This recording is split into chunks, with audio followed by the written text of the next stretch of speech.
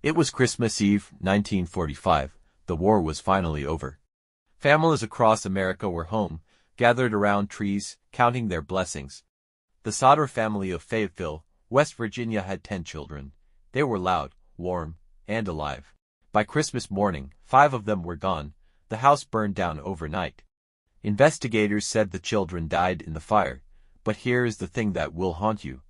No bones were ever found, not a single fragment, not one tooth. And their mother spent the next 40 years believing, with every cell in her body, that someone had taken her children. George and Jenny Sodder were Italian immigrants who built a good life in Fayetteville. George ran a coal trucking business. They were respected in the community, deeply Catholic, and devoted to their 10 children.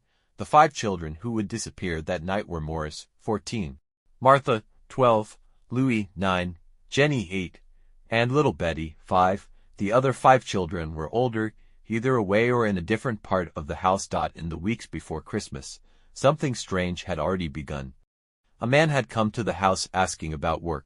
When George turned him away, the man left with a warning.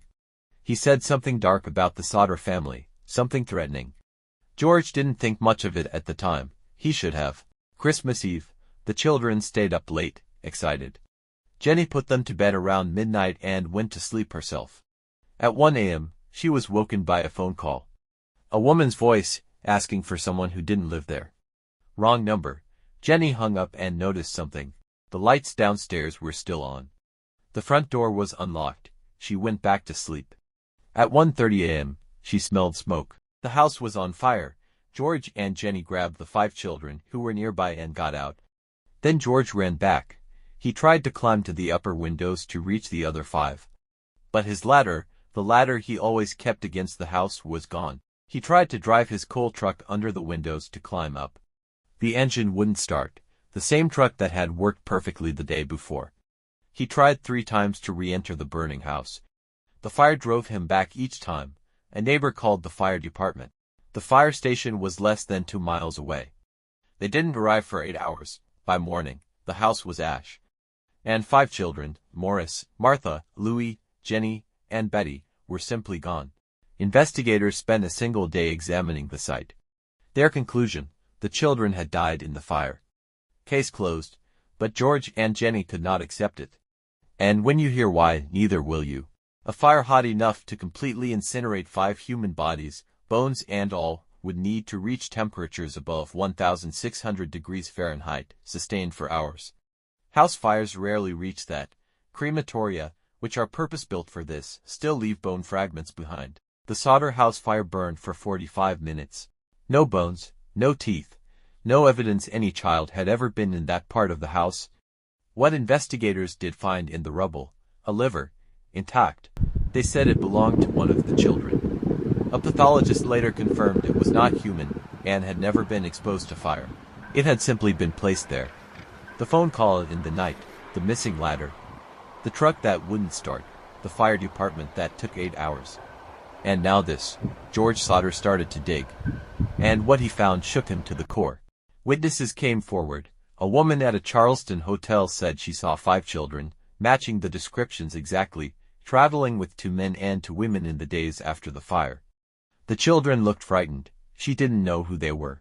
Another witness saw a car leaving the Sodder property on the night of the fire. A man in the back seat was holding a small, sleeping child. George hired private investigators. They found that the man who had threatened him weeks earlier had ties to the Italian mafia. George had publicly criticized Mussolini in the years before the war, dangerous words for a man with enemies who had long memories. In 1967, 22 years after the fire, the Sodders received an anonymous letter. Inside was a photograph, a young man, perhaps in his late 20s. On the back, for words, "Louis Sodder, I love brother." Private investigators traced the photo to a Florida postal address. When they arrived, the building was empty. The trail went cold. Jenny Sodder placed a billboard on the highway near their home. It showed the children's faces, their ages at the time of disappearance, and what they might look like as adults. It stood for decades. She never took it down. She never stopped believing they were alive. George Sodder died in 1969. Jenny died in 1989. Neither ever had an answer. The case has never been officially reopened. There are no suspects, no charges, no explanation for the missing bones, the planted liver, the vanished ladder, or the photograph sent in decades later. If the children were taken that night, they would be in their 80s today. It is almost certainly too late. But somewhere out there, there may be people who know what happened on that Christmas Eve in West Virginia. People who watched 5 children grow up under different names. In a different life, children who were told their parents were dead. Morris, Martha, Louis, Jenny, Betty. Their mother never forgot them. Neither should we. If this story stayed with you, it stayed with me too.